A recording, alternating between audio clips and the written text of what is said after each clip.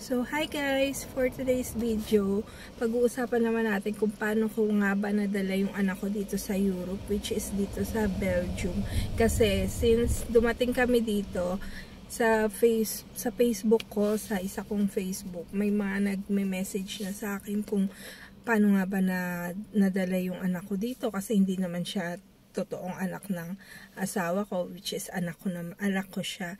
And ano yung mga requirements, gaano katagal na process yung visa niya. Ayun, sasagutin natin. Etong isasagot ko, disclaimer lang, itong mga sasabihin ko is based lang din sa experience namin sa pag-a-apply ng visa. So, and depende rin siguro sa situation ng mga mag-a-apply. Like sa amin, kami ng asawa ko is nag-live-in na kami since 2013. So, matagal-tagal na. Tapos, nag-decide kami mag-apply ng visa last, etong 2023 na January or February, ganyan. Pero nag-comply muna kami ng mga requirements kasi sobrang daming kailangan. Then, depende rin sa Europe country na pupuntahan nyo. I-check nyo yung mga website ng embassy nila kasi iba-iba rin.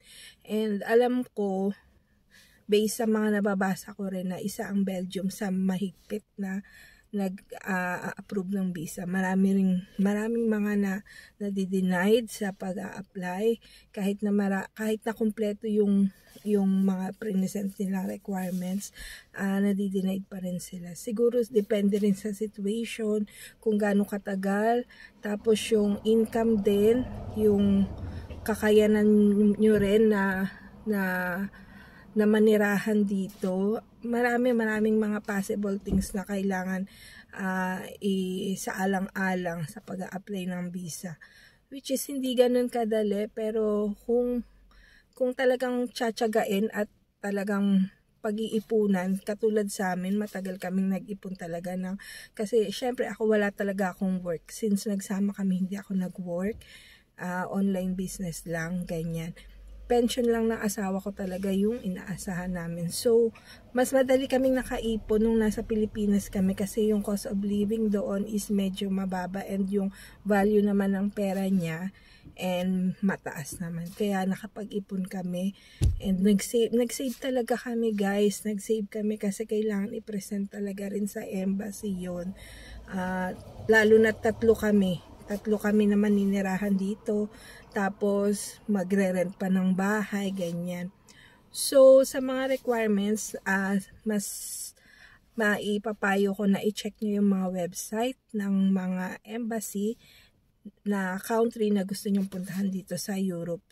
Kasi ang alam ko, correct me if I'm wrong, 26 countries po yung Europe. Ang visa namin ng anak ko is FRV, Family Reunification Visa yon. Visa D siya, letter D. Kasi merong Visa C, which is visit ka lang dito, 3 months lang yon. Parang Schengen visa din siya, pero ang difference lang is yung parang imimit mo yung family, yun yung reason mo sa pagpunta dito sa Europe. Yun yung unang visa ang in-applyan ko before. Tapos ngayon, nag-visa D kami ng anak ko, which is for long term na, yung dito na maninirahan. Tapos sa pag-a-apply ng visa D yun, nag-present kami ng mga pictures nila, which is wala naman din sa list ng requirements kung tutusin, pero para sure ball lang talaga, nag-present kami ng mga photos. Kasi since 4 years old or 3 years old yata yung anak ko, nagsama na sa isang bubong yung asawa at anak ko. Bali, nakasama na namin siya. Yung asawa ko na nagpaaral, ganyan. Pero hindi na ako gumawa ng cover letter para sa anak ko, hindi na. Tapos, ano pa ba? Yun, yung mga nasa requirements, yung income, yung sa pension ng asawa ko, yung kohabitasyon, yung fruit na naninirahan kami sa isang bubong, which is sa embassy namin nakuha yun, sa embassy sa Pilipinas. Tapos yun yung mga common na requirements, yung marriage contract namin, yung ID ng asawa ko dito sa Belgium, yung sa bank account niya, ano pa ba, birth certificate ko, birth certificate ng anak ko, na lahat naka-apostel, and lahat na yun pinatranslate namin para sure. Translated na rin siya kasi syempre yung birth certificate, syempre English naman siya na makukuha natin sa PSA, diba? Pinatranslate na namin siya into French. Nagbayad kami, siguro lahat-lahat ng nagastos namin sa pagpapatranslate nasa 20 to 25. Lahat na yun ng papers, as in lahat na ng papers. Tapos, sa pagpapatranslate pala, i-check nyo rin yung sa Embassy ng Belgium kasi meron silang mga accredited lang na nagtatranslate. And then, ano pa ba? Yun, nagpasa kami. Tapos, pagtapos nun,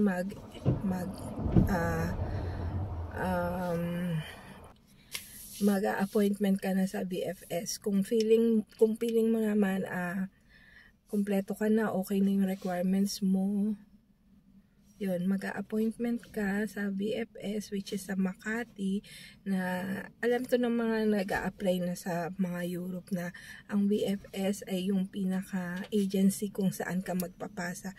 I don't know kung matatawag siyang agency, pero doon kasi nagpapasa ng mga requirements, tapos sila yung nag-forward sa mga embassy. So yun, magpupunta ka doon, magpapasa ka ng requirements, and then magbabiometric ka, magbabayad ka ng visa fee, which is sa amin walang visa fee. Kahit sa anak ko, wala silang siningil na visa fee kasi kasal nga kami ng asawa kong Belgian. So, ayun pa, sa mga may anak na Pilipina, sa previous Filipino or sa kahit anong lahi pa na, basta anak nyo sa iba na hindi naman anak ng asawa nyo. Tapos kung hindi naka-apelyido sa inyo, syempre meron pa kayong kukunin sa DSWD na papers. Ang kagandahan lang din kasi sa amin is sa akin naka-apelyido yung anak ko, kaya wala nang masyadong etche-boreche na DSWD. Tapos, parang alam ko kailangan pa ng consent ng father na pipirmahan na pumapayag siya na dalhin sa ganitong bansa yung anak, ganyan. So, ayun, tapos nun, so nakapagpasa na kayo, nakapag-biometric na kayo. After nyo mapasa sa BFS, mga hours lang siguro, or sabihin na nating one day, may magte-text na sa inyo ng reference number ninyo sa visa. Yun yung pinaka-reference ninyo kung na-forward na ba sa embassy yung mga papers ninyo, ganyan. Tapos, after nun, sa amin, sa situation namin, parang 5 or 1 week, let's say 1 week, tumawag na yung embassy, nag-interview, kasi may interview yun. So, dahil minor pa yung anak ko, hindi siya in-interview. Ako yung in-interview about sa lahat. Medyo matagal yung interview, nasa 25 to 30 minutes, ganyan. Tapos, ayun, yung interview tumagal siya ng 25 to 30 minutes. Tapos, umikot yung interview sa relationship naming mag-asawa, relationship nilang mag-stepfather, yung anak ko at saka si Francis, yung asawa ko. Tapos, kung anong plano pagdating dito sa Belgium, magtatrabaho ba ako? Tapos, kung sasagutin mo magtatrabaho ka, tatanungin ka rin nila kung magpapadala ka ba sa pamilya mo sa Pilipinas. Kailangan masagot mo yun ng maayos or maganda. Tapos, ano pa ba yun?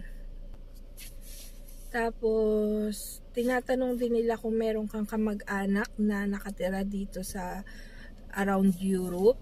Kung hindi man sa Belgium, kunwari sa Germany, ganyan. Kung meron kang kamag-anak, kapatid, pinsan, tita, ganyan. Sasagutin mo rin kung meron. Ako, sinagot ko meron, which is meron naman talaga akong kamag-anak. Hindi ko rin alam kung bakit nila tinatanong yon, pero based sa group, kasi may group kami ng mga Belgian wipes or GF na ano. Mga tinanong din sa kanila yon, and ang sagot din nila meron. Parang ang tingin nila is parang may kakayanan ba kung sakaling may mangyari sa'yo dito or magka-problema ka, meron ka bang makokontak or malalapitan na malapit sa'yo, kasi nga syempre kung galing ka ng Pilipinas tapos pupunta ka ng Europe, malayo nga naman, 'di ba? Tapos tinanong din yung sa plano sa pag-aaral ng anak ko pag dumating na dito, since minor nga, sa pag-aaral ko, kung gusto kong mag-aral, lalo na sa language nila. Syempre English, hindi naman ganun karami yung nagsasalita ng English dito. French, Dutch, yun ang mga common na, yun talaga yung language, hindi pala common, sorry. So kami, since nasa Brussels part kami, so French yung language na ginagamit dito. So yun, may mga ano naman, may mga free naman na pwede kang mag-aral. Syempre ang sagot ko, willing ako matuto, willing ako. So idagdag ko na rin yung about sa requirements. Meron din kasing requirements na insurance, kasi kailangan dito talaga sa Europe yung may insurance ka. Since kasal kami ng asawa ko, and sa government siya nag-work before, nakasama kami ng anak ko sa insurance niya. Bakit dumidilim yun? Ayun. Kasama kami sa anak ko sa insurance niya. And then yung iba kasi na mga may anak na minor, hiningian sila ng medical. Hindi ko alam bakit hindi kami hiningian ng medical para sa anak ko. Yung iba kasi sa group namin, merong mga nagsabi na yung anak nila is pinamedical pa nila. So yun nga, nung naipasa na namin yung papers sa VFS, after 1 week, tumawag na nga si embassy, in-interview ako about sa relationship namin, sa relationship ng asawa ko at anak ko, yung sa tagal, sa mga travels namin, sa mga plans namin pagdating dito sa Belgium. Doon umikot yung interview. And then after nun, total tumagal yung visa application namin ng nasa 2 months. Tumagal lang talaga kaming pumunta sa Europe kasi nag-ipon pa talaga kami sa Pilipinas, kasi doon nga mababa nga yung cost of living and makakaipon ka talaga. So ayun, fast forward na tayo, na-receive namin yung passport namin na may visa na ng May 5, 2023 yan. Tapos nag-decide kaming, since mahal na yung mga ticket nung time na yun, kung lilipad kami agad, mahal na yung mga ticket. So ang na-book naming ticket na medyo mura, dahil nga 3 kami na aalis, and may mga inasikaso rin kasi kami bago umalis. May mga, syempre yung mga gamit namin iba binenta namin, yung sasakyan namin doon sa Pilipinas, marami pang inayos din, kaya tumagal din yung, kasi hindi kami syempre nagbenta agad dahil inintay din namin yung result ng visa namin kung okay ba or hindi ba, ganyan. Syempre kahit kasal kami, ayaw naming mapanatag, kasi ayoko talagang iwan yung anak ko sa Pilipinas. Gusto ko kung mag-for good ako dito sa Europe, kasama ko talaga siya. Yun yung talagang pinag-usapan namin ng asawa ko, kasi ayokong maiwan dahil nga lalaki. Gusto ko ako yung magdidisiplina sa akin, siya lalaki, ganyan.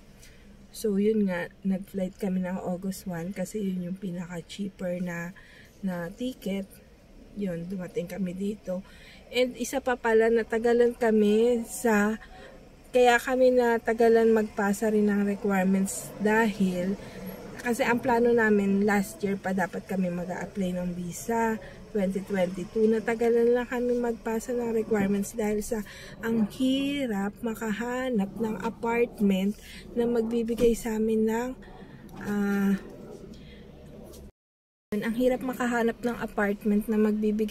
ng contract.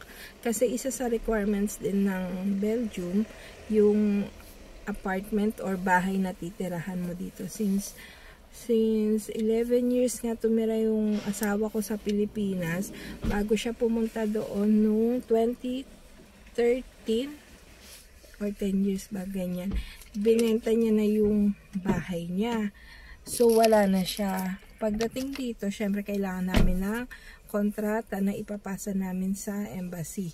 So, doon kami natagalan kasi yung ibang mga ini-inquire namin online, ayaw nila ng wala doon yung titira. Gusto kasi nila mabisit muna, ganyan. Maraming mga conflict na situation. Ayaw din nila ng nagpe-pension. Syempre, iniisip nga nila, siya lang yung may income, ganyan. Marami, doon talaga kami nahirapan. Pero, syempre, will talaga ni God na makarating kami dito. So,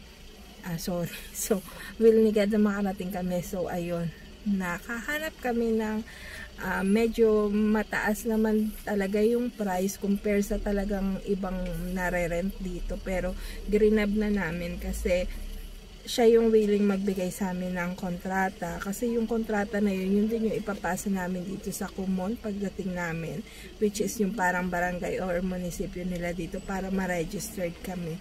Kaya napaka-importante rin nung contract ng titirahan nyo yun. So, ayun nga, August 1, lumipad na kami dito na okay na lahat. Nakalusot naman sa immigration. Sa immigration naman namin is, hindi naman kami nahirapan kasi nga kasabay namin mag-travel yung asawa ko, masilaw kasi medyo maaraw ngayon. Kaya hindi kami, wala na masyadong tanong-tanong, walang masyadong etche-boreche, walang masyadong requirements or papel na hinanap. Dire-diretso lang, then tatak, and then okay na. Pagdating dito sa Belgium, ganun din, since kasabay nga namin siya, wala nang masyadong tanong, wala nang masyadong etche-boreche din, tatak, alis na, labas na, okay na. So, ayun guys, ganun lang. Kung meron man ako nakalimutang sabihin, or i-discuss, lahat ng sinabi ko based lang sa experience ko ha. Meron talagang iba-ibang experience na and merong iba-ibang klase ng visa na pwede nyong applyan. Kung ayaw nyo pa mag for good, gusto nyo lang munang mamasyal, mag-apply kayo ng Schengen visa or visa C kung may family kayo dito. Tapos, pwede ring tourist, pwede ring student visa kung gusto nyo mag-aral. Ang alam ko, ang tatlong madaling applyan na visa na maa-approve talaga kayo is yung yung family reunification visa, student visa, at saka yung tourist. Sa tourist, ang mahirap lang is ma-prove nyo na kaya nyo talagang mag-tour and supportahan yung sarili ninyo na habang nandito kayo sa Europe. Yung student naman, hindi ko siya masyadong naaral kasi hindi naman sa akin din related, kasi yung sa anak ko naman dito na talaga siya hinanapan ng school ng asawa ko pagdating namin dito. Tapos yun, meron ding mga cohabitation visa, meron ding marriage visa kung gusto nyo magpakasal dito, kung may mga boyfriend kayo na Belgian or European citizen, yan, ganyan. Pwede kayong mag-apply nun kung ayaw nyo magpakasal sa Pinas tas gusto nyo magpakasal dito sa Belgium. Ganun yung visa na applyan nyo. And nasa embassy, nasa site lahat ng embassy yan. Kaya i-check nyo po bago kayong mag-apply, and make sure na kompleto yung requirements ninyo. The more na kompleto, and kung may maidadagdag pa kayo, lalo na sa may mga relationship na yung pabalik-balik lang sa Pilipinas, mga ilang beses lang nagkita, mag-provide kayo ng mga ninyo, screenshot ng conversation ninyo, or kung nagpapadala yung mga jowa ninyo, makakatulong yun sa sa proof of relationship ninyo. Tsaka sa iba naman na ang visa lang is yung Schengen na kailangan yung bumalik, kasi ang Schengen is 90 days lang. Mag-provide kayo ng mga strong ties, ang tawag doon, strong ties na mga reason kung bakit kayo babalik, kasi talagang pagdating doon mahigpit din sila. May mga nadi-deny din na kulang sa strong ties, ganyan. Kung meron kayong bahay, meron kayong business, yan, mas okay na isama nyo sa pagsasubmit ng requirements. So, yun lang guys. Thank you sa mga nanood. Thank you sa mga nakinig. Pasensya na sa boses kong garalgal kasi lumalamig na dito. Autumn na po. And ayun. Thank you ulit. Thank you. Kung may mga question kayo, pwede kayo mag-comment. Itatry kong sagutin or itatry kong mag-vlog ng ibang mga gusto nyong content yan. Thank you for watching.